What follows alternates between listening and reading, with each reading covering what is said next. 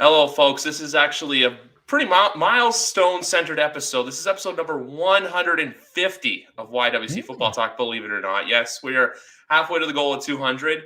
As always, presented by SidelineShop.ca. But I also have something else new to announce to the podcast world. If you go download the BetStamp app, which is a social media app for sports betting with all the odds, we'll give you the best odds from all the betting websites. Use promo code GRIFB when downloading the BetStamp app or connecting any sports book that is associated with the BetStamp app. And you know what? Helps me out a little bit. So I'm a proud member of the BetStamp family, and something I just wanted to announce. But look, last Thursday, Championship Sunday preview show with Big Rat, Brian Flores breakdown. For folks who haven't seen him yet, because you're listening to this podcast, you're not watching us on YouTube, Matt That's Who is with me. So we're going to talk Championship Sunday. We're going to get his full perspective on the major breaking news that occurred last Tuesday when Sean Payton stepped down as the Saints head coach, but a little more than that later. Matt, how are we doing today on this last day of January?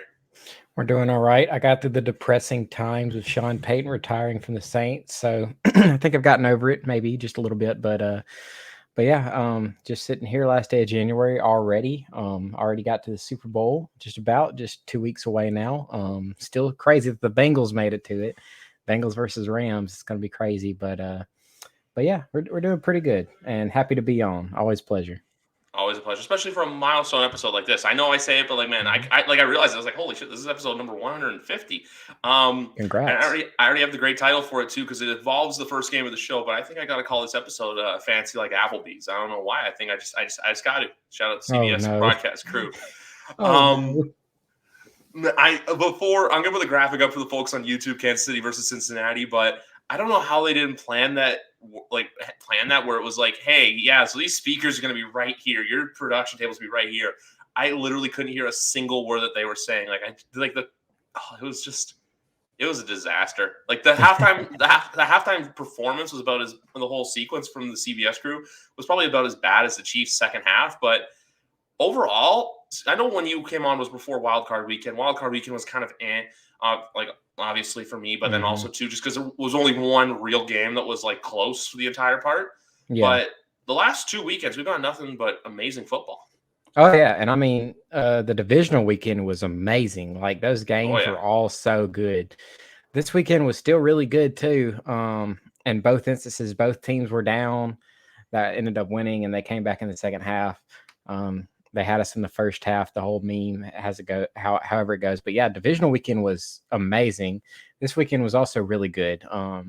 Some good stuff. But yeah, I mean, I didn't catch the whole halftime thing because whenever a game goes to halftime, I just automatically tune out. I'm just like, I don't want to watch this crap. So I just want to watch the game. But yeah, it's been some good football since the wild card, which might be more of a proponent to go back to the way things normally used to be, because some of these 7th seed teams sometimes are kind of lackluster, and you might see those teams get exploited, and you don't have these amazing games that we've had these past couple weeks. Because if you're a team that gets to a 7th seed, like my Saints were like right there at getting a 7th seed, and you would have seen Trevor Siemian in a playoff game. It would have happened because Taysom Hill was hurt. So yeah. That's just an explanation of what these 7th seed teams can be like. But yeah, I mean, at the end of the day, it probably makes NFL more money. So it is what it is. I have 2 theories on the NFL. One is that I know the 17th game is a leapfrog just to get to 18 eventually down the road. But the other one that I have is that I think eventually they're going to have an 8th playoff team in there. I wouldn't be shocked if they expand the field to 16 teams. Look, I like the one. I'm just saying it like we say, look, whatever's going to make the league more money, that's obviously, look, cash is king. NFL is king. Yeah. NFL's proven at the last 2 weekends that, like, the ratings were crazy last week. Ratings, I'm sure, are always good for Championship Sunday, but it's always good with Championship Sunday when the games are good and compelling. Like, look, I know the last 2 years I look on it, like how last year there was the Bucs game against the Bucs game and the Packers was what it was. That game was bad. Both those quarterbacks, both Brady and Rodgers played bad. Brady literally gave Rodgers the game, and Rodgers didn't capitalize. I'm sorry for the tongue twister. But then the other one was even the AFC Championship last year was kind of lackluster. And then 2020, I don't remember. And then even 2020, I remember Tennessee got watched by Kansas City. And then Green Bay got walked by San Fran. And then 2019, obviously, look, I know you don't like to talk about it, but that was before yesterday. No, because both those games were both close football games that both went to overtime. Now, I know both didn't go to overtime yesterday, but they were both pretty close games for the most part, which we'll get to both of those later. But look, 6 teams, I think you would benefit a lot more, but I know Saints fans deep down from what I've seen, for as much as you guys would have liked to make the playoffs, I think missing it was not the worst thing in the world because hey, would you rather miss or play a wild card game where you know more than likely it's not going to go your way? Obviously, you beat Tampa 2 times in the regular season, but when you say the names Trevor Siemian versus Tom Brady, I don't it's like what happened with Phil. Like, look at this year. I'm even looking at the last 2 the 2 years that the 7th seed has been a thing. Only the Colts have had a chance to win because if you remember, you guys pretty much blew the Bears out. Yeah. And then this year, the Steelers and the Eagles both got blown out. So I don't think the NFL will ever revisit it to make it harder because I like the 6th team. I just think that they're going to go to 8 just so you have an excuse now to give the 1 and the 2 the bye again. That's just me. I mean, that makes sense. Makes sense to me. And then that way, too, say a team like the Colts who, could get in and win, they could get in, they can maybe make some noise. But with that, I was also doing it. 5 would play 6, so meaning 2 wildcard teams would play each other. So I think as well, getting that 5th wildcard seed is a huge thing because think about it. 5 would have been Vegas this year, so that means that the Raiders would have been playing a home game. Mm-hmm. That would constitute getting being the top seed in the wild card. That would definitely make some more interesting stuff in the regular season for sure. Exactly. That's why I feel like the NFL always went for a 7 seed as well, because they don't want teams, that say if you have the second bye already locked up, you're not playing, or if you have the 1 seed, you're not resting your guys. Like how week 18, it was still Tennessee had to go out there and win against Houston, even though it is Houston, you still had to go out there and give a shit. Because when there's those last week games where, look, I know I'm going off on the wrong foot, but when there's those games, obviously it's different when you say if the Panthers are playing the Falcons this year, both already out of the playoff contention. Game doesn't mean anything. Those are exceptions. But when a game say Tennessee versus Houston, if that game meant nothing, it's people that aren't fans of those teams aren't going to watch it. Exactly. Yeah, but less about that, more about what happened yesterday. Look, Bengals. This team is the definition of playoff football. Get hot at the right time, go on a run. But I will say this, and I want to get your thoughts. I think getting the stop at the end of the half, I said that's going to be big. That's a turning point. Because imagine you go up 28-3, 28-10 at the half, or even if it's 24-10. 24-10, it's okay, 14 points, we could still do it, but it's tough. But the fact that it was an 11-point game compared to, say, a 14-point game or an 18-point game, I think is a big reason why the Bengals won yesterday. Yeah, I mean, as soon as the Bengals went down there and scored on that screen pass to Samaje Perine, that was a huge turning point. They started getting that momentum. And then, like you said, the defense stopping them there, that led the defense and again that momentum in the second half because the defense only gave up a field goal after the second half, which props to the defense. And I mean, you got former Saints players on the defense. I got to shout out Trey Hendrickson and Von Bell. Von Bell, of course, for the game-sealing interception. Not so much Eli Apple because he can suck a lemon. You can say it politely. He can go suck a lemon. I don't know if you've seen the whole Twitter drama with him. I have. I saw him just bury New Orleans for no reason whatsoever. Him and his mom are just not all there.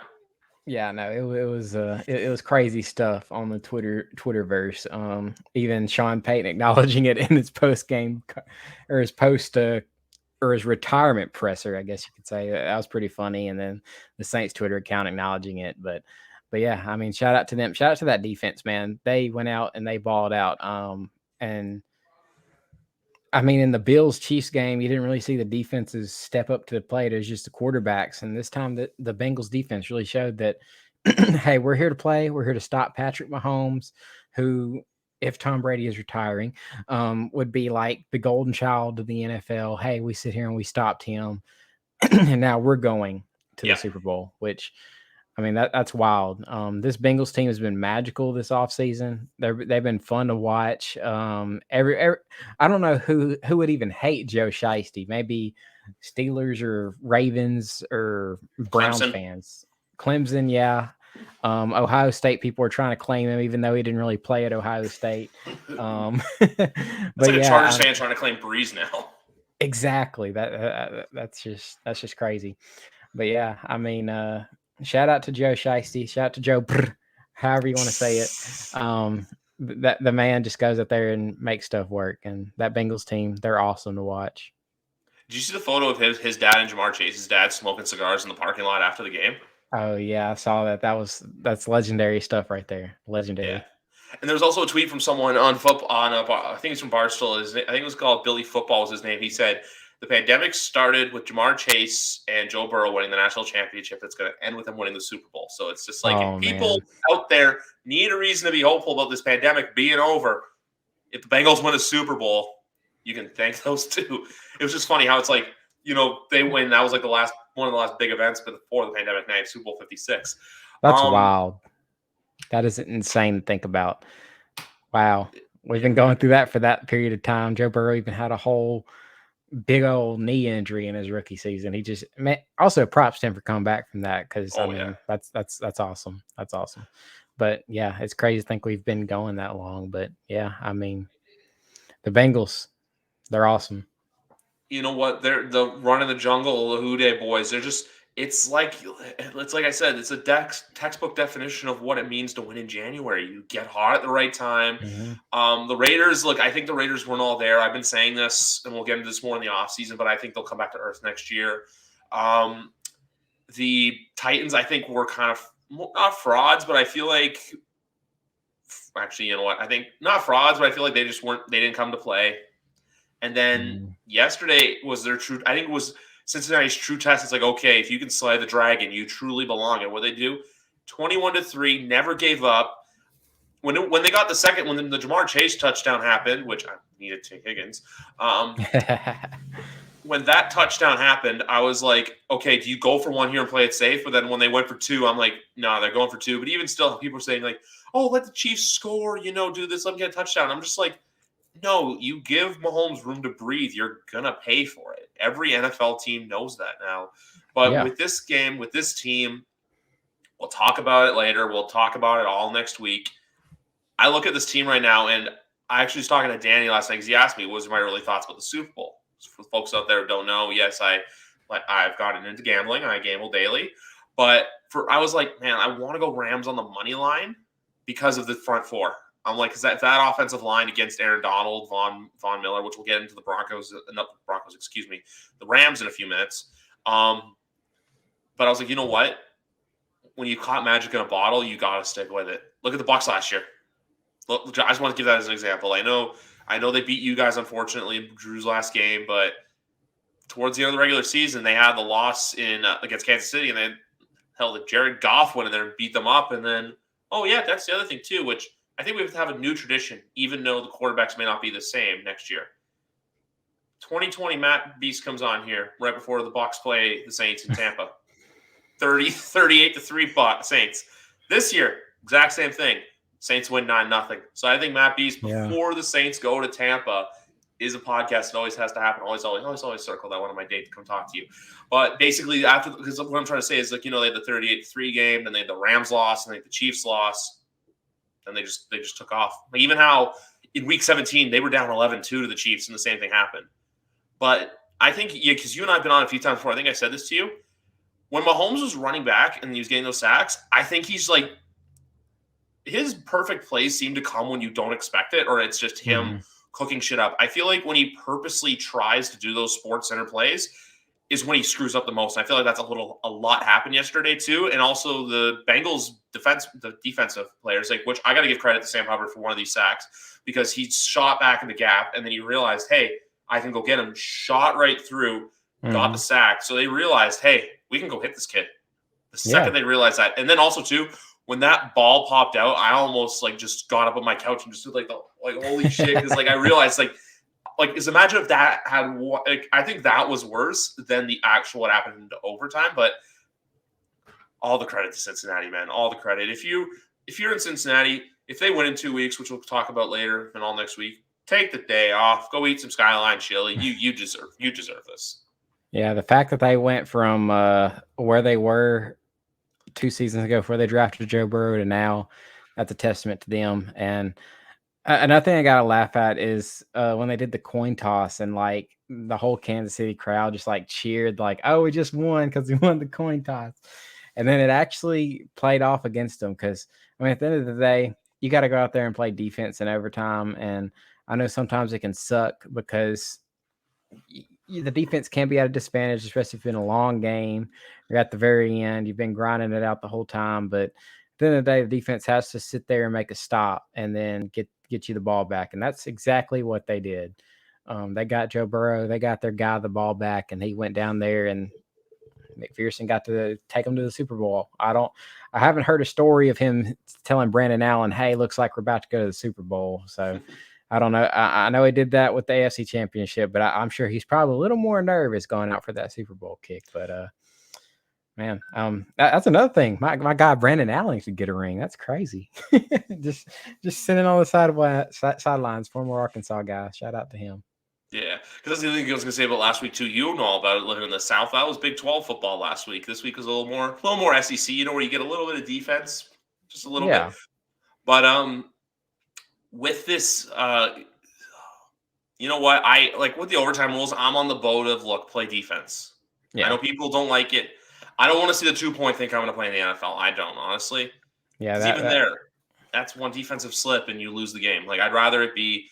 You go out there, you have to prove yourself because you're trying to make the game shorter. If you do it where it's just back and forth, it doesn't like I know everyone was saying, oh, look, it could have been like 150th thing. Even if they had one possession last week, I think both defenses were gassed to the point where whoever got it first was going to win. Like how I say this with the Patriots once, but Super Bowl 51, as soon as the Patriots won it, I'm like, you're not stopping it. It's just like I think even if the Falcons had won that toss, I think still the Patriots were just like on too hot of a roll. But then and then with the 2018 AFC Championship game, the one thing people forget is that Tom Brady converted 3 third and longs on that drive. Yeah, and that's clutch right there. And I mean, it always seems like the coin toss comes into play whenever it's the Chiefs. It's crazy to think about. Yeah. It's always in that stadium too. But hey, shouts out to the Bengals. Love to see. I hope they're the team that I really hope. Like going into the playoffs, I was like, okay, the Saints are out. I want the Bengals to win. I like Joe Burrow. We got some former Saints on the Bengals. I want to see them go out there and get them a ring. So they've been the guys I've been wanting to make it that far, and here they are. I'm sure if you go back to whatever episode I was on, if we did a whole full season breakdown and I predicted the Bengals, I'm sure I didn't even predict them to win their division. And the fact that they came here, man, that really surprises me. So they've been playing so well. They're the Cinderella this season, and I just hope it ends with them getting the shoe on the foot.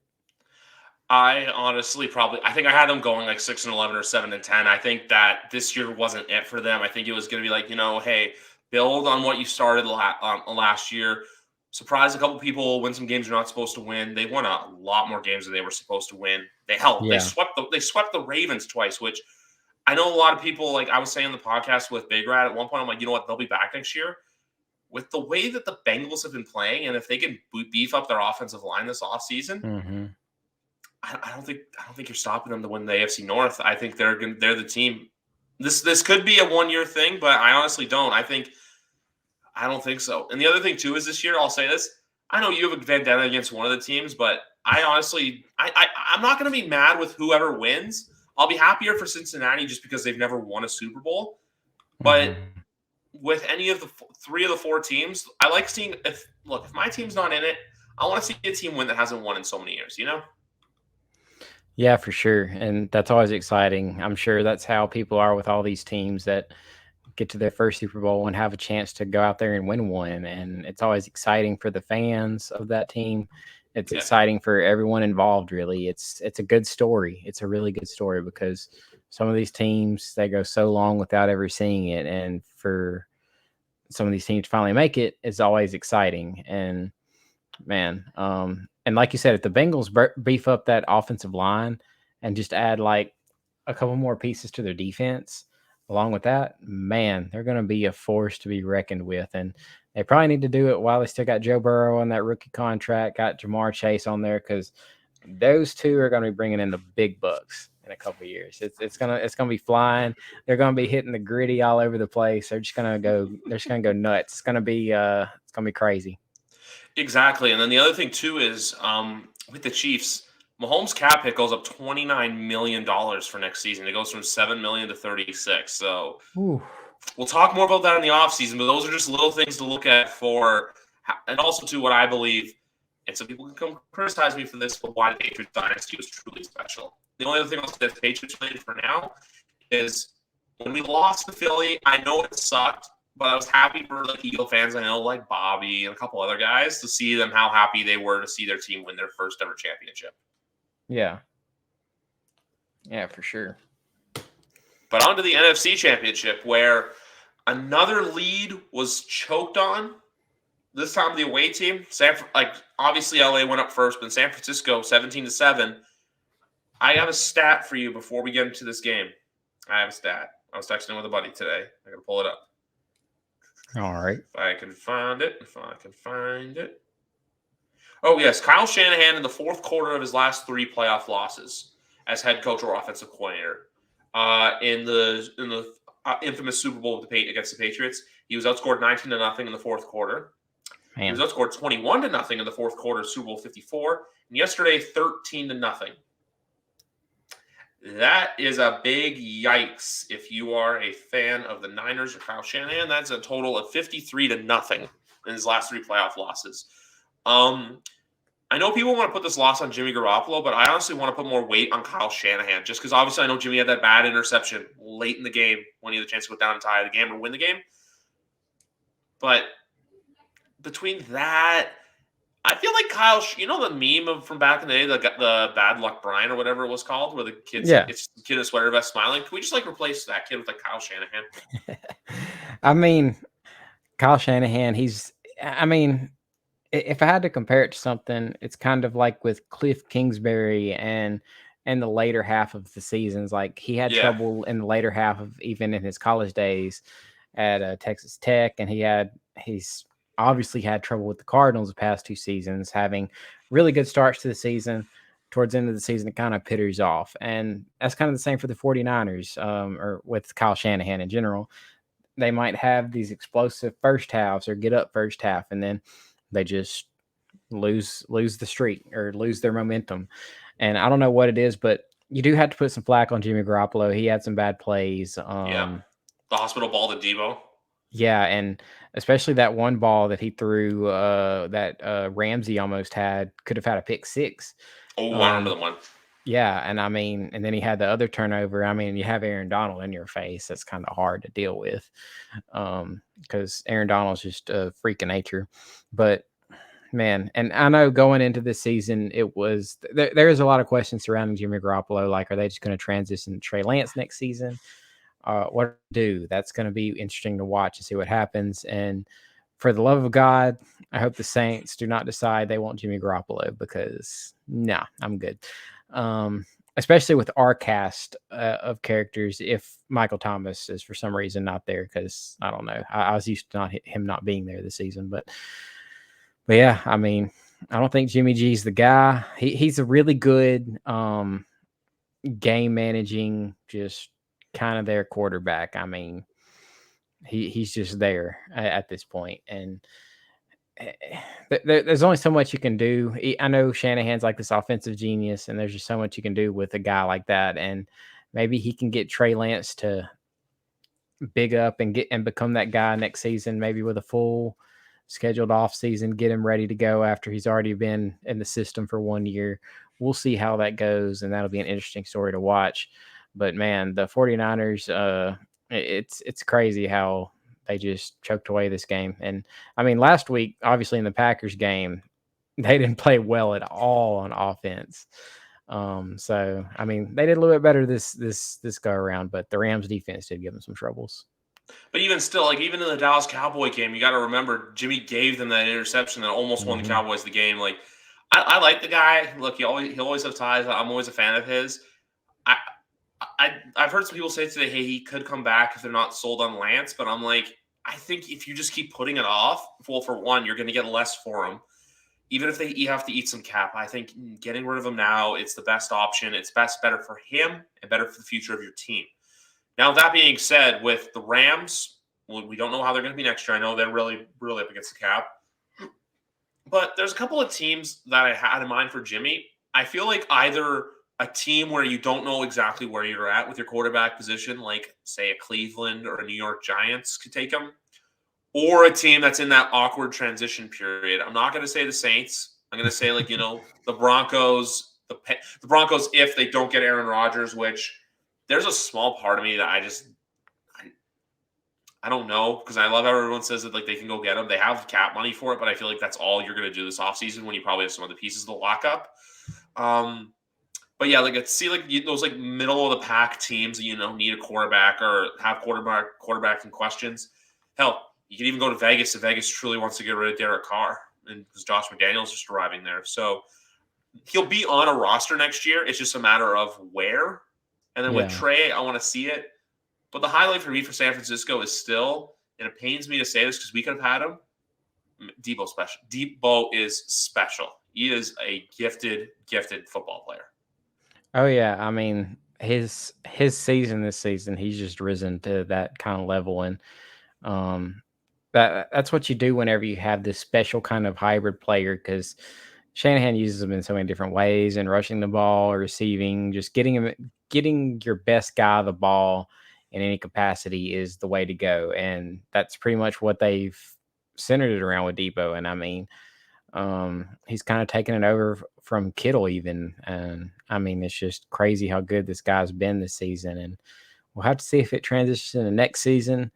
Because sometimes with these hybrid kind of guys, it can be kind of iffy here and there. But as long as Shanahan's there, I think Debo Samuel's going to prosper.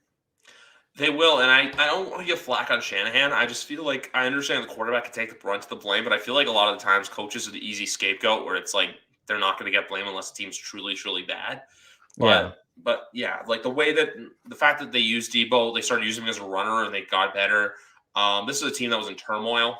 So I feel like they would have been a good story to go. I feel like Cincinnati, San Francisco is a Super Bowl I wanted just because you see, two teams you didn't expect. Same thing, two teams haven't won in a while. And I know the Rams are in the Super Bowl, and I know they were there a few years ago, but this is like the first time in a long time where Tom Brady excluded. I don't care who wins.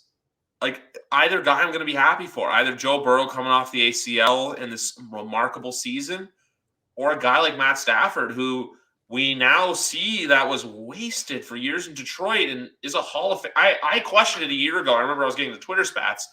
I questioned if he was a Hall of Famer because I said he doesn't have any wins in the playoffs. I think he basically just booked his own ticket to Canton this offseason, no matter what happens in 13 days. But as for the game in the whole, look, you're right. Jimmy did have some bad throws. There was a one overthrow to Kittle.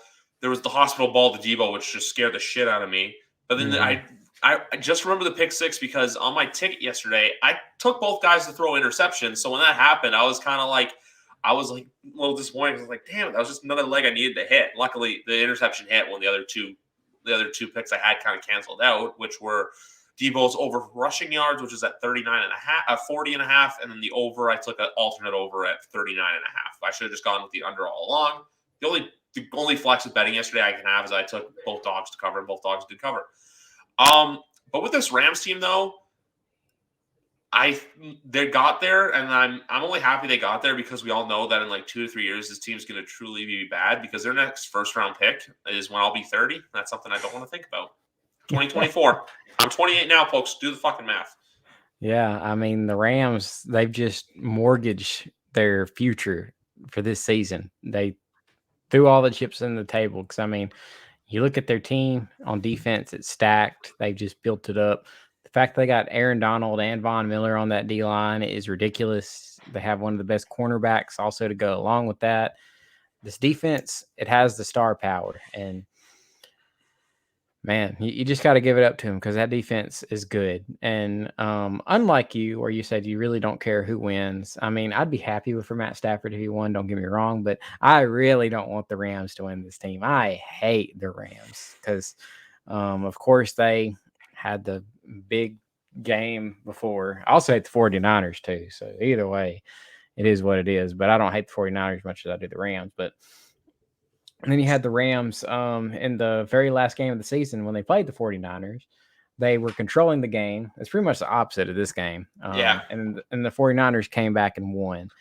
And if the 49ers had lost, the Saints would have been in the playoffs. It would have been cool to see the Saints in the playoffs. Like you said earlier, they probably wouldn't have done nothing, but still would have been a cool thing. Be like, oh, we went 9-8 and made the playoffs, and I would have been right. That would have been the more important thing. I would have been right because I said the Saints are going to make the 7th seed and be 9-8. But I hate the Rams. I hope they lose. I really hope they lose, but I'm kind of scared because they had that game 2 weeks ago where Joe Burrow got sacked 9 times against the Titans, even though they came back and won. But man, that D line scares me up against that offensive line. But the Rams and Matt Stafford, they clutched through at the very end there. Cooper Kupp's a beast. Got to give him his stuff because, man, that guy is unreal. And it seems like Odell Beckham found him a new home. If he stays there next season, I don't know. Maybe he goes out and cashes out somewhere else. That remains to be seen. We'll see how that goes. But, man, this Rams team is stacked. And unfortunately, I think they're going to win the Super Bowl, but I'm going to hate it if they do. But I really hope the Bengals win. But, yeah, got to give the Rams their props on beating the 49ers this week. They came back and won. You know what? You're right. You have to give them the props. They were the better team out there. Cooper Kupp, baller. OBJ, I feel like he wants to stay in LA, but at the same time too, I feel like some team is gonna give, like, I can honestly see a mediocre team giving him a bag and just being like, hey, here you go, and then his production kind of goes down. I don't think he's peaking, but I feel like he's, this is kind of maybe it where this is like his best. I hope I'm wrong. I'm wrong. I know he's a cocky son of a bitch. But when he's going, he's going. He's one of the better wide receivers in football. I'm not going to say one of the best because obviously you got Devontae Adams, you have Tyreek Hill, you have Cooper Kupp, Debo, CeeDee Lamb. You have all these guys that are in that conversation. But for the most part, for me yesterday was, I'll be honest with you, San Francisco was my pick to win the Super Bowl. I don't know if I publicly admitted it or not, but I kind of wanted to see the Niners win. I just had a feeling they were the dark horse all along that I thought they were going to go on that Cincinnati-esque run where if they got hot, they got hot, which I can't believe you said this until the Aaron Donald thing you brought up. Can we talk about how Joe Burrow escaped a Chris Jones sack yesterday, one of the best defensive tackles in football? He just said, like, nope, I'm going away from you, and ran to get a first down. Like the fact that Chris Jones literally had him wrapped up and Joe Burrow got away to get out of it. That's why, like, the fact that you have a quarterback like that, Cincinnati, cherish Joe Cool. Don't take it for granted. Yeah, that's Joe Burrow's amazing, man. And I guess he's getting used to kind of ducking around in the pocket with all these hits he takes because you'd always see Russell Wilson whenever their offensive line was just awful. He'd always be just trying to weave and dodge away around all these people. And I mean, maybe that does help with experience. You get used to just dodging people and you get better at kind of scrambling around. So maybe in a sense that does kind of add to your repertoire as a quarterback when you have the legs to actually move around like that. Like, for instance, if you put Ben Roethlisberger this season behind that offensive line, that team would be terrible, god awful. Yes. But you have a guy that can kind of improvise like Joe Burrow. He can move around a little bit and make plays, and you're fine as long as that quarterback is that good. But if you just have a statue back there, you'd be screwed. But yeah, I mean, the Bengals, and I'm actually looking at like cap space right now. The Bengals, man, they're 4th in the league in cap space next season, like $56 million, and they're in the Super Bowl right now. That's wild. That's wild. Do we see why I had faith in the Patriots to come back and be a decent team when we were $64 million up on the cap? That's why I had faith. We're in like 17th or 18th now, but I believe the top teams to the cap are the Chargers, who have to spend the money, but I don't think they will because the Spanos family is cheap. Bengals, I think Jacksonville's up there, and I want to say the Jets or the Colts. The Jets are like 6. The Colts are 7. Miami has actually number 1 right now with 64, and then the Chargers have 58. Miami's gonna be an interesting one. Like, I'm just they're an interesting fish. Look, I was gonna bring up Tom Brady next, but you know what? I did an audible. I'm gonna be a good host. I'm gonna be a good guy. I don't have anything else to say. Floor is yours. I'm just gonna stand here and be quiet. I might look at my phone a couple of times. All right. I'm going to put myself on mute as well. You can all be listening, but Matt, floor is yours. Yeah, we already pretty much, or I talked about this earlier in the week on the Full Press Saints podcast.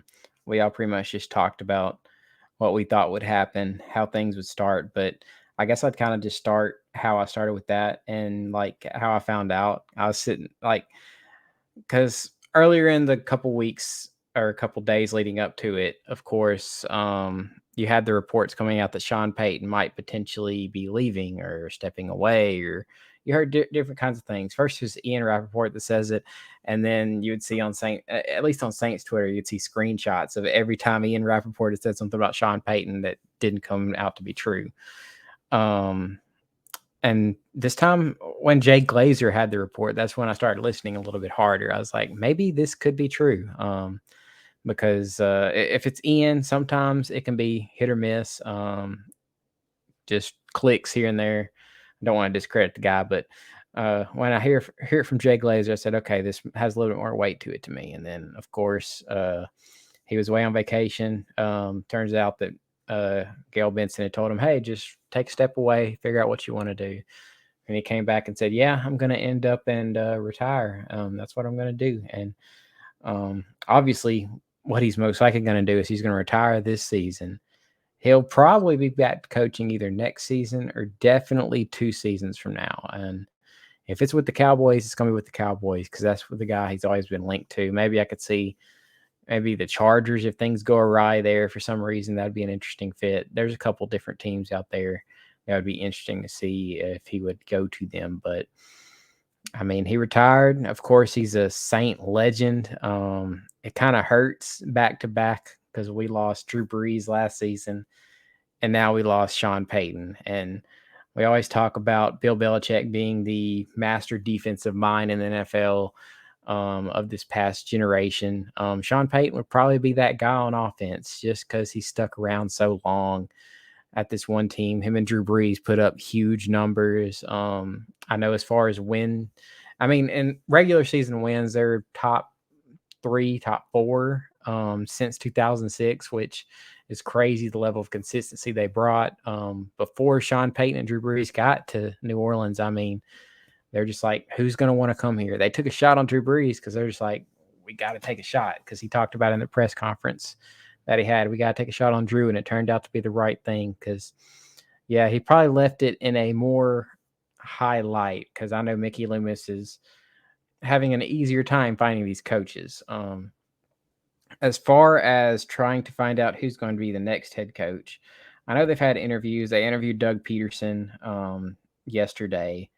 They also have an interview with Brian Flores tomorrow, which I like Brian Flores myself. I'd be happy with that. The Lions defensive coordinator, Aaron Glenn, who used to be a defensive backs coach for the Saints. I always hear high praise of him, but I don't know if it's really time for him to get a head coaching job just yet. And then we're going to end it off with Dennis Allen. I think the reason why we're ending it off with Dennis Allen is he's easily the favorite to win it because our roster is still really strong. The defense is amazing. The offense needs a lot of work. I'm not going to lie to you. So I'm hoping that they can figure out some stuff with the cap space like they always do every year, even though we're $76 million against the cap right now. For some reason, Loomis math always prevails. That front office is crazy with the way they get around money. It's just astounding. I would just love to sit in that front office for a season and just see how they navigate things. It'd be entertaining. But they got to get stuff figured out on offense. But if they're going to keep everything together, having Dennis Allen be the guy there would be the most logical thing. They'd, of course, probably keep Pete Carmichael as the OC, which would be important because he would be tasked with trying to figure out how to get this offense back to where it was. And he's been a part of this team since 2006. He's been the offensive coordinator since Doug Marrone left in 2009, 2008, somewhere around there. So if anyone's going to run the offense, it's going to be him. And you might see more Sean Payton coaching tree out there if he didn't just stick around, but he was a guy who was just content with his job. He had his job. He was all right with it, and he wanted to keep it. Of course, we also have big quarterback issues, but head coaching job comes first. But just to end it all off, I got to say, congrats, Sean Payton, on an amazing career. I'm sure he's not done coaching. I'll be interested to see what he does this season. If he just sits back and chills, maybe he does a TV job somewhere, does some announcing, because his friend Drew Brees has probably been hyping it up to him. They're even talking about it the day before his press conference. But Sean Payton, man, true Saints legend. I couldn't have summed it up any better. Something I wanted to point out to you, though, from Arjun Manon, from he's in football research at PFF. People are going to overreact to the Saints having in cap space this offseason.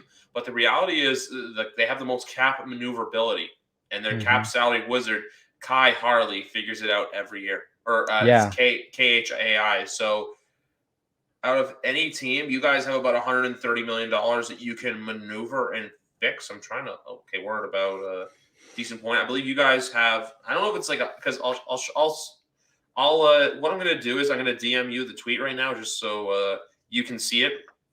I just sent it to you. So basically, what I think it basically means is that the Saints can keep doing basically what they did in 2021, which is take their cap, push it forward to 2023. So you know what they always do. It's where it's it's next year's problem. It's next year's problem. It's fine. We'll talk about him in a few minutes, but I think for right now, it's safe to say, and I'm sorry for saying this, but if the Brady does retire, is the NFC South one of the more probably going to the or not most looked at divisions in football? Oh yeah, I mean it's going to be wide open. The Falcons might have a good shot. I mean the Bucks are still going to have a really good roster, just because they constructed a really good defense. They have offensive weapons. Godwin's probably going to go. Gronk will definitely go if Tom's gone. That's without a doubt.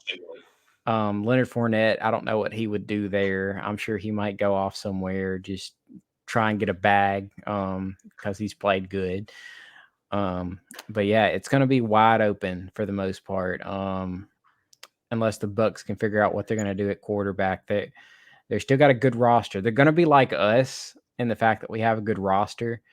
They might be a little bit ahead of the curve on the offensive side of things, but they're going to have questions at a couple positions.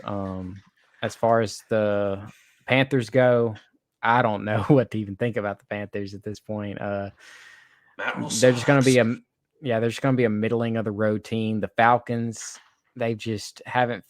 They've been another middling of the road team.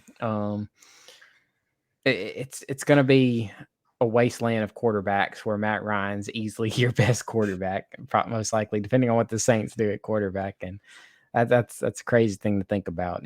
You could be looking at Jameis Winston on the Saints, or Taysom Hill, or I don't know what the Saints are going to do right now, but I'll just say Jameis Winston right now. Matt Ryan, Sam Darnold, if the Panthers decide they want to go one more year, and maybe Kyle Trask on the Bucks. It's just a whole different thing. Because I mean, 2 years ago you had Drew Brees and Tom Brady in the same division, and now you don't. But yeah, it's gonna be pretty wide open for any of these teams to kind of step up and do what they need to do. So that's another reason you might be in the camp for Dennis Allen to come back, because that would keep the team, the continuity there. I feel like they would just promote within. Either Chris Richard or Ryan Nielsen would get promoted to defensive coordinator. Of course, Pete would stay at OC. And things would stay the same, and these players could meld around that, because it's a good roster, especially on defense, like I said. But if they can figure out the offense, it's going to be scary to watch. So I really hope the Saints make some moves. And like you said, with the cap space, last season we were in a worse position, because pretty much, to sum it up, the smart thing to do with the cap, and what the Saints do with the cap every year, is look, they banked on the cap going up every year, which it always did until the outbreak started. And then the cap actually went down or didn't rise near as much as they thought it would. It went down. So that's where it kind of hurt them. And that's like last season was definitely their definition of cap hell, which, I mean, I've heard cap hell since 2011. I've heard it for the Saints forever. Every single year, it's Saints are in cap hell. They can't do shit. Saints are in cap hell. They can't do shit. And then they do some crazy shit like give Jarris Bird. That was an awful contract. Oh, But they give him, they give him a huge safety deal at the time. And they go out and make these moves. But some people end up having to walk, like Trey Hendrickson. He had to walk. Teron Armstead this offseason, he will probably have to walk, and we'll have to get another left tackle, which would suck. I'm hoping we can keep Marcus Williams. That would be the guy to keep. But yeah, sometimes some people have had to walk, but for the most part, they've done good at keeping their core, because you would hear people say, oh, I'm ready to get Marshawn Lattimore when he hits free agency. The Saints sign him back. Already get Ryan Ramczyk and free agency. Saints sign him back too. Yeah, like they do good about locking up the guys that they think they need to keep. And sometimes some of them get away. It happens to every team. There's a guy every now and then that just gets away from you and goes and produces well on other teams. It's just the way it does. But it's the unfortunate reality of the NFL. Sometimes look, you're gonna lose players that you like. Sometimes it sucks. It sucks, but it is what it is. Yeah, it really is. But the main thing that worries me about the Saints is when Sean Payton was there. Look, this team had a floor. They would not go below 7-9. Now that he's gone, that floor kind of got broken. So it could get bad. It could be good. It could go either way. I'll just have to see how this offseason breaks down and see what happens, because it's going to be interesting to see everything that goes on. But yeah, it's going to be a wild ride, and I'm ready to see how it goes. I'm going to say this. Well, there's a couple of positions I think that are to have concern, as well as the offensive line. Like we saw what happened to Ian Book in that game against the Dolphins. I know you guys had a lot of those out with COVID, but I think you really need to see Cesar Ruiz take that third-year leap. I don't think it's going to happen. As I'm saying, I'm just trying to be hopeful. And also, too, I think, would you kick him back to center, or would you keep him at guard? Well, it's hard to move him to center because, and I mean, the offensive line had inconsistencies this offseason, mainly because the only person who played every single game was Cesar Ruiz. That was the only starter who played every game, because Armstead missed games, Ramczyk missed games, McCoy missed games, Pete was out for the season. And I mean, we give Pete a lot of flack, but after looking at Cesar Ruiz, man, can't give him as much flack anymore, because I know guard play in the NFL isn't really held to a super high standard. And that's why Pete gets these Pro Bowls year after year after year, because he's good. He's not like amazing or anything, but it's hard to find these really good guards in the NFL. And I don't know what it is. The Saints used to have really good guard play, but right now it's probably at the lowest it's been in a while, especially with Ruiz. Hopefully, if the offensive line can stay all healthy, because playing with a bunch of rotational guys, that's hard for anybody. That's hard for any starter. But let's just hope that if people can stay healthy on the offensive line, that Ruiz can maybe get better. I have my doubts, but you never know. But yeah, it's all a wait and see. I forgot about Pete being out until he mentioned the offensive line. The other thing I'll say is good tackle play can really overshadow if the guard play is not exactly strong. That's the one thing, because everyone looks at the tackle position, because obviously it's the one that kicks to the outside. Because like when I look at the Saints, I view the Saints right now as I view the 2020 Patriots, where I feel like because you still have the defense that can perform. And my whole thing is, for as great as Brian Flores would be, I think promoting from within can benefit more than you think, because they already know the system and it's someone the guys like. Because I feel like if you bring in someone new, unless Aaron Glenn's the only one that gets the pass because he is familiar with the organization. But I think at the end of the day, I can see, promote Chris Richard, give Dennis Allen the job, have Pete Carmichael run the offense. If you can get the right quarterback in there, or even if you want to draft, say, a Malik Willis, because he'll be there with your pick, or unless someone goes out and gets him, draft a quarterback. Do what the Patriots did last year. Draft a quarterback, sign Jameis back. If Jameis gets beat out in camp, it is what it is, and you start the kid. Or at the same time, too, you know what? You can kind of have Jameis be on that like awkward window contract where it's kind of like you want to make him perform. You want to see him perform, because in 2021 he was 5-2, and that was until he tore his ACL. Who knows how that season would have gone? I think there's at least, I would say, the first Falcons game, the one of the Saints. I think I want to say this. I don't know how the Eagles game go for some reason. You guys in Philadelphia always seems to be a bad time. It's just it is what it is. Sorry for the text notification coming through. I don't think it's as bad as it went. And also, too, I think the Miami loss is kind of an outlier just because obviously COVID gets in the way. That's something that happened to a few teams. So I think bringing back Jameis isn't the worst thing in the world to look at. My whole thing is just having – also saying draft a quarterback. Excuse me, I forgot about Ian Book, but I think we all kind of saw it. It's just like, yeah, that ain't going to cut it. My biggest thing with this team is especially if Tom retires.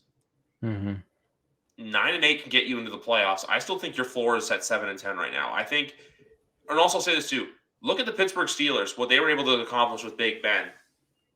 They had a solid defense, an okay offense. So a solid defense can win you some games. So if that can happen in 2022, I don't know if they'll make the playoffs, but the Saints, I think, will definitely be knocking on the door in 2022, which I think is the position right now which most Saints fans would look at as like, you know what, it's something positive to look at, like kind of in that 7-10 to 10-7 win range. I'd put them at right now. Yeah, I would agree with you. It's just something we're going to have to keep track of with the offseason. I'll have a better idea of where I lean towards at the end. And like you said, if they went out and had a Patriots offseason, because they need to sign some pass catchers. They need a tight end. They need more wide receivers outside of Michael Thomas. They probably need a second running back outside of Kamara, because Kamara probably had his least efficient year. That's another thing. When Kamara went down, we went 0-4 when we were without Kamara. And because, I mean, outside of Kamara, our offense was pretty rough. It was rough to watch all season. It was, man, it was so hard to do anything on offense. And, yeah, I mean, these injuries were terrible. All the crazy stuff the Saints went through this season was crazy. That's another thing that people kept saying about Sean Payton leaving. It's like, oh, he probably got burnt down on this offseason and wanted to do this because they're displaced at the very beginning of the first month. They had to move. Actually, Sean loved that. He loved the new challenges.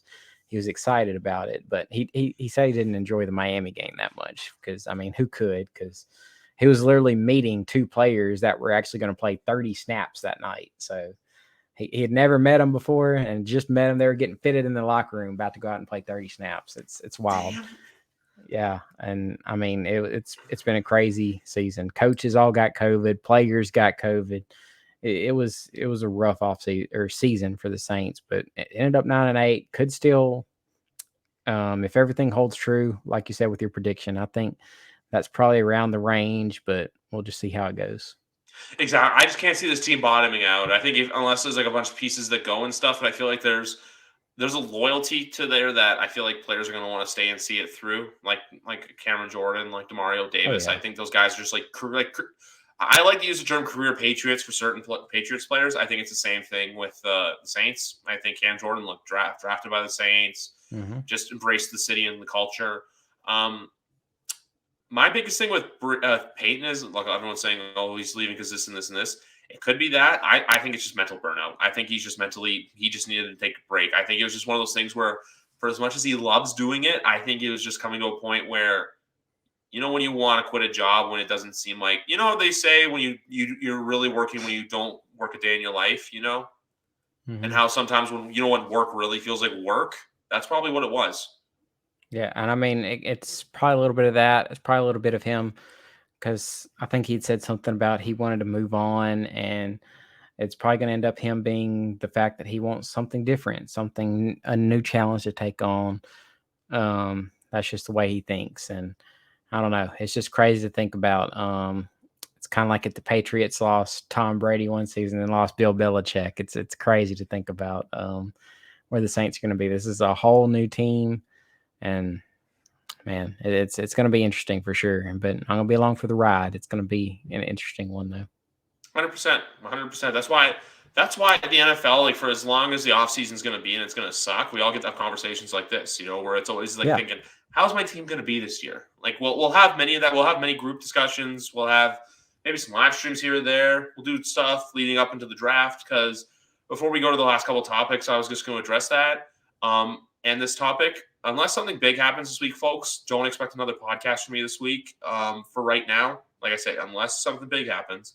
And then throughout the postseason, for the offseason, we'll kind of see where stuff goes. Probably maybe take a week or two, maybe take a week off after the Super Bowl, like maybe the week in between the Super Bowl and the Combine kind of thing. Because I know the week of Valentine's Day, we'll talk about the Super Bowl and everything like that, even though I'm going to warn you guys right now, that Monday will probably not be a podcast because of Valentine's Day.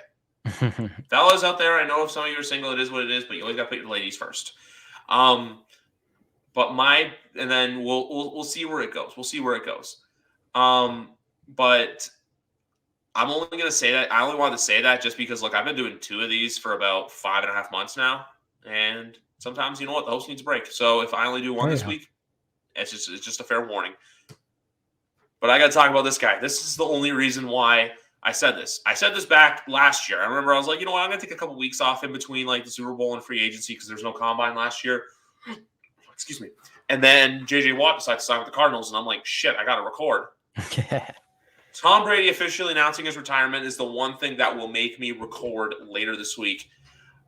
We were talking about this off camera. Saturday, I was in a coffee shop with my fiance, and I decided to check Twitter, and there's the Adam Schefter and Jeff Darlington stories of Tom's probably going to announce his retirement. He's going to do this, and then this is going to sound really morbid, but it's like the reacting to this was like, okay, I was expecting it, but when it really hits, it's kind of like when you lose a family member, you know, when you're like, or whenever death happens, you know, when you're like, you think you're ready for it, but in reality, you're not ready for it. And like, you have so many conflicting emotions where you're just like, you don't know what to think. And then it started to settle in, and then I got sad. And then you get home to like all these reports of, he's never said anything to Jason Light, or his dad's going to a San Francisco Bay Area news team being like, yeah, he hasn't made up his mind yet. So I'm like, I honestly don't know what to believe. And I'm at the point where unless it comes out of the horse's mouth, I'm not believing it. Like, look, Ben had a video. And I'll also say this too, if that was it, I'm very glad that I found out for myself and that I did not find out mutually through somebody. It'd be like you with Drew. Like, imagine if it was me saying to you, hey, Matt, Drew retired. And then you're like, oh, wait, what? You'd probably be pretty pissed. You'd be like, Griff, the fuck, man? Like, I'd be the same way too. If like, you or Big Rat or Danny were messaging me being like, I'd be like, what the heck? Like, guys, come on. Don't you have any respect? I know. I mean, that's a wild thing to think about. But yeah, I mean, I remember I was just kind of like just chilling. And then the report came out, oh, Tom Brady might retire. I was like, wow. I mean, if it was on the Patriots, I'd probably have a more positive reaction to him. But I was like, wow, well, he's going to be out of the NFC South. That's my first train of thought, of course. Even though a part of me likes to love the fact that, I mean, the Saints have had Tom Brady's number for the most part, except for the playoff game, which both teams played pretty bad that day. Not going to lie. We've had his number. We've had the Bucs number ever since he came in, and we destroyed them in all the regular season games. But they've been fun. It's been an event for sure. It's been fun to beat the Buccaneers with Tom Brady at the helm. But, I mean, of course, Tom Brady, he's had an amazing career, won so many rings, done so many things, so many records, done everything he could, honestly. Yeah. And if he does decide to retire, I know he said something in a press conference earlier where he said, I got to sit back and think about it. I know my wife doesn't like to see me hit, and I like to think about my kids. So, the fact that he was 44 and putting up those stats he did this season is still insane. I can't believe he went out and did that. Because he could still play good. Because honestly, going into this offseason, after that game, I said he's probably gonna play next season. Like going into the season, I was thinking, yeah, he's probably gonna play this season, then play the next season, and then take it from there. He'll probably retire then, but it could be like the Drew Brees situation where Drew Brees was really close to retiring, and then he decided to come back for one more year. So it could be that in the end, but who knows? Maybe some kind of information got out that Tom Brady's putting together something for his retirement. You would almost think that he would kind of have that moment, the farewell tour headed up to it, but you would think that would happen with a guy like him, where you just know that it's about to be in. Like, he might not say it, but you know it's going to be the end. But that could be what we're headed for next season. but it's looking pretty likely that he might retire. It's pretty close, I'd say. I just don't think that he wants that like tour where it's like, oh, you should have retired then. Like, how it was Drew was supposed to retire after 2020. Ben was supposed to retire after 2021. Like, I mean, like Yeah. the year, like, how like you after the Vikings lost, Ben after they got killed by the Browns last year.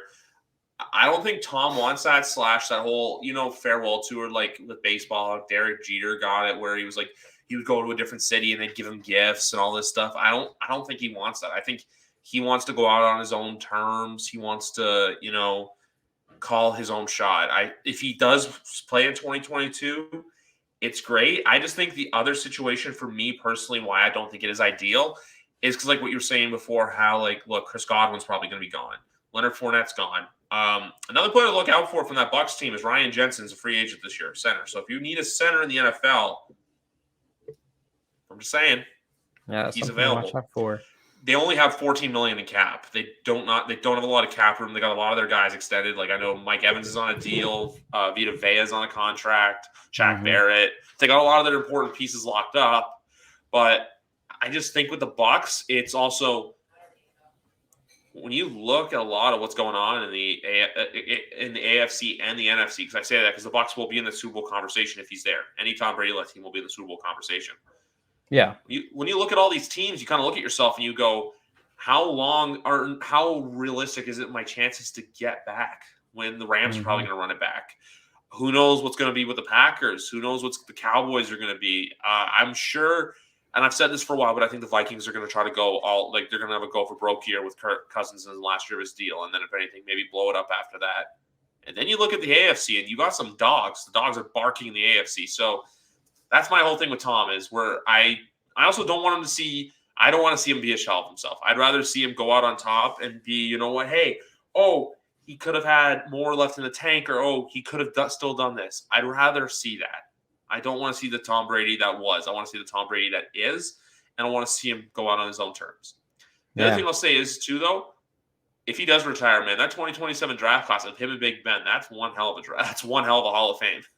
Oh, yeah, for sure. Most definitely. I mean, that's crazy. That's crazy to think about. And I mean, if he came back next season, I'm sure he'd still be good just based on how good he was this season.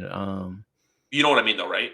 Yeah, I know what you mean. You probably don't want to see him play like Peyton Manning did towards his very end of his career with the Broncos. Oh, God, no. And I mean, that kind of came out of nowhere, his kind of downfall, because one year Peyton Manning's putting up all these records. The next season, he's like a shell of his former self. So you never know what can happen. I mean, the age split can just hit you all of a sudden. I know with Drew Brees, he kind of had to manufacture his game to another level because he couldn't throw the deep ball anymore. So it was just mainly just an offense designed around the short and intermediate side of the field. And I mean, Tom can still throw it. I mean, he's shown that he can still throw the ball and make the plays. So I was kind of surprised hearing the report. If it actually happens, we'll see. I'm sure it's going to happen sooner rather than later because he kind of got to give his team the insight going into the offseason so that way the Buccaneers know what to do going forward. Because if Tom Brady leaves, they definitely have to figure out something there. They got to figure out something there. They got to, if it's looking at rookie quarterbacks, they could probably draft late in the first round. If it's a quarterback they might want to sign in free agency, maybe they sign Jimmy Garoppolo. Who knows? But yeah, I mean, it's definitely an off-season story. It's going to be huge. It's going to be the talk of the town when it happens, if it happens. Will he wait till after the Super Bowl? I don't know. Will he do it this week when there's a lull period in the NFL? That's definitely a possibility, but definitely something to watch out for. I think it's more likely that we see it during that lull period. I doubt he's going to want to take away the thunder from Super Bowl week. So I think it's either this week, if he announces something, whether it's I'm coming back or I'm retiring. I think it's either this week or after the Super Bowl. I don't think he's going to want to steal that thunder because I also don't think it's like, how I remember Peyton Manning too. The Super Bowl happened in February, and then it was like a month later was his press conference. I don't think he's going to hold the Bucs high and dry like that. I think it's going to be one of those things where he's announcing something. It's going to be within the coming weeks. I think we'll hear sooner than later.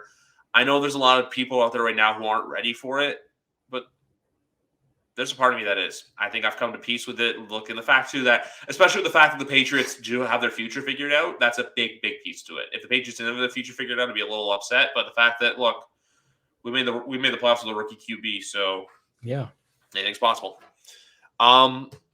Early Super Bowl preview. Look, we'll be talking about this. I might be calling you back next week to come back on. We'll just have to see how things line up, how schedules work. Mm-hmm. But Rams versus Bengals in SoFi Stadium, even though the Bengals are the home team for this game. I'm trying to think about it. Like, how much do I have to say about this game? Because I don't know if I have a whole lot, just based solely on the fact that it's 13 days out. But yeah, I'm going to say this right now. I really like the Bengals at +3.5. I really like them. I don't like I said, I prefer to see the Bengals win. I don't think we see a blowout game. I think we see a close game no matter what. Yeah, I mean, the Bengals have shown they're going to fight. And then the Rams also kind of showed they got some fight in them in this past conference championship. And I mean, I know the Rams kind of almost gave it away to Tom Brady in the divisional round, which was a crazy, man. They tried to give that game away. It's so crazy how that fourth quarter went. That was nuts. But yeah, I mean, it's as far as the game, the actual Super Bowl. Like I said, I'm just scared of the Rams D line going up against the Bengals O line. But Joe Burrow showed he can make it happen, and if he got magic in the bottle, as you were saying earlier, it could strike. And I do think it'll be a close game. I hope it'll be a close game. These playoffs have been close ever since the divisional round. So let's hope that continues going into this and we just have a banger Super Bowl. That would be awesome to see. And I know I'm going to be watching and glued, hoping that the Bengals win. So that's who I'm rooting for. But I kind of think the Rams are going to seal it and get their Super Bowl, unfortunately, and win in their home stadium. That's the one thing. You'd like to see them win, but I got to go for the team that's never won. The team that's last Super. It just goes to show how tough it is to win this league when a team that's playing in the Super Bowl in 2 weeks has not been in there in 33 years. 1988. It's the 2021 season. So it was 1989 was the last time these guys were in the Super Bowl. It also would have been cool for nostalgia purposes for the 49ers Bengals to happen because in 1982, so 40 years ago, that's the Super Bowl matchup was was Bengals and Niners. So it would have been cool to see. But you know what? My big thing right now is if the Bengals – also, too, I'm going to say this. Jamar Chase versus Jalen Ramsey, matchup of the century. That is just – if you're a football fan, lock in on that matchup. Those two guys are going to just be going at it all game. The only thing I can ask for, honestly, is a good game. I personally – I'm going to be happy if Burrow wins. I'll be happy to see Stafford win.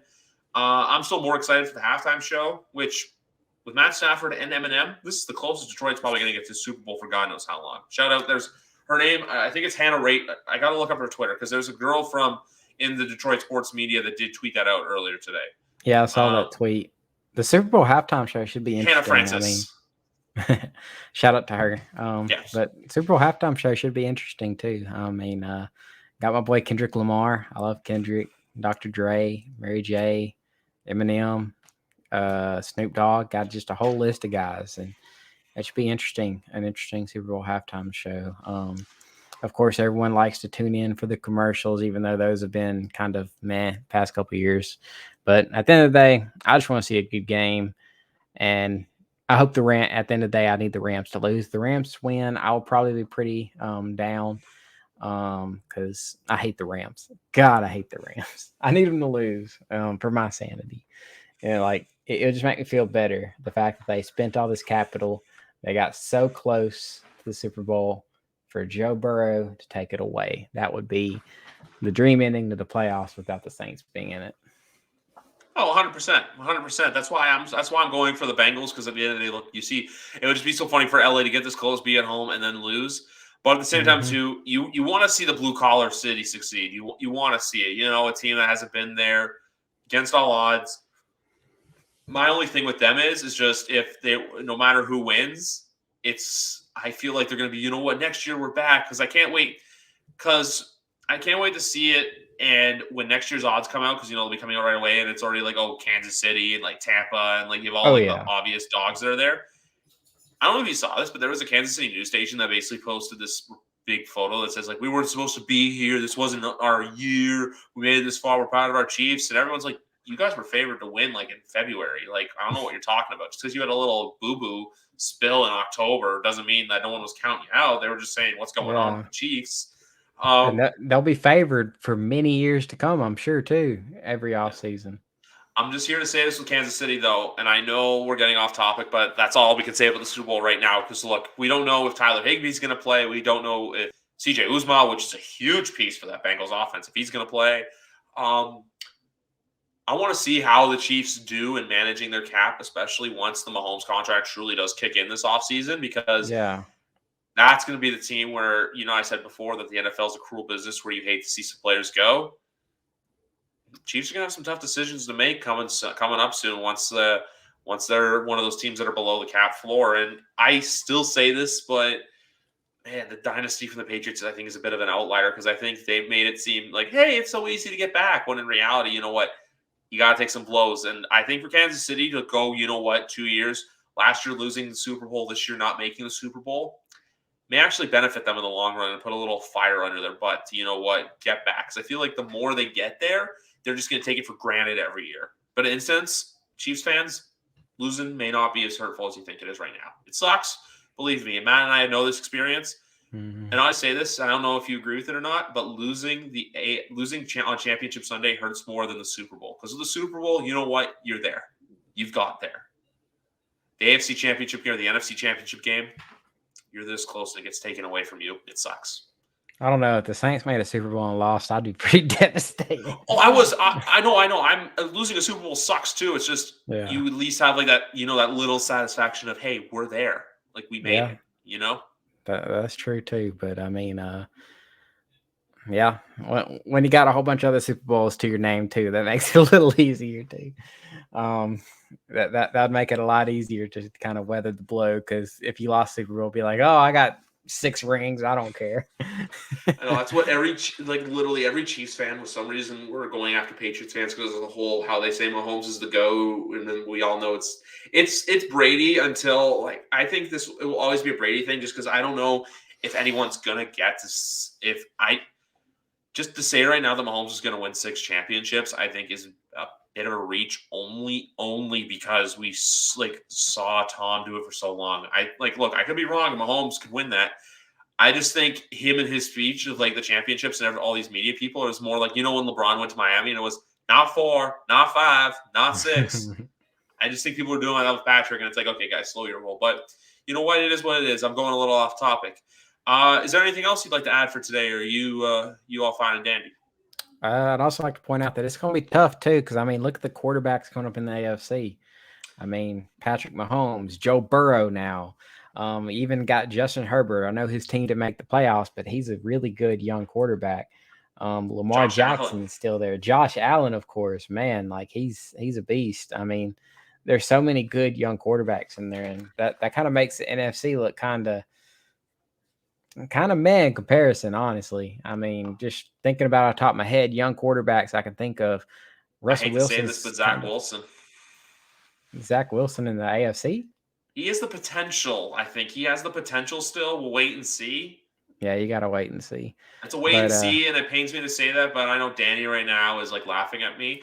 But Mac Jones is in that conversation too. We'll see what happens with Tua. I'm not saying Mac Jones is an elite quarterback, people, so pump the brakes. I'm just saying that, look, the AFC has a lot of talent and I think right now, look, going into this year, everyone was saying how it was the NFC.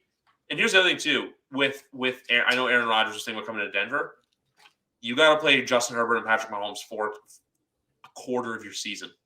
Yeah, that might be a reason why he doesn't leave. Because if you look at the quarterbacks, if you look at the quarterbacks in the NFC, you got Rodgers. He's towards the end period of his career. Matt Stafford probably about the same. Honestly, he's closer to the end than he is in the beginning. Tom obviously near the end. Yeah, Tom obviously near the end. And your best young quarterbacks, you're looking at what? Dak and Kyler? Yeah. That's pretty much it. And I mean, I know Russell Wilson's up there too, but the Seahawks have had problems, and who knows what Russell Wilson's going to do this offseason.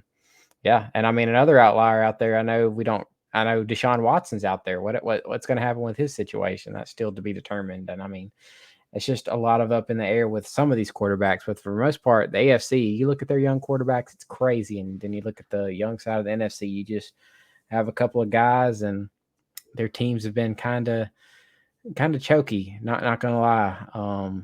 But who knows? We'll see how it goes for the rest of the NFC. But yeah, that's about the only thing I got to add. It's going to be a really fun offseason. We'll get into Seattle, but I personally think they have to burn it down. That's just me. I think Seattle has to move on. I think they got to rebuild. I think Seattle's a team that they're a former shell of themselves, and they're trying to replicate that. But in reality, you're not as good as you think you are. You're not as good as you once were. Plus, to that Jamal Adams traded contract. I know Danny's happy hearing me say that, but that's you're a Seahawk fan. That's an ugly trade and an ugly contract.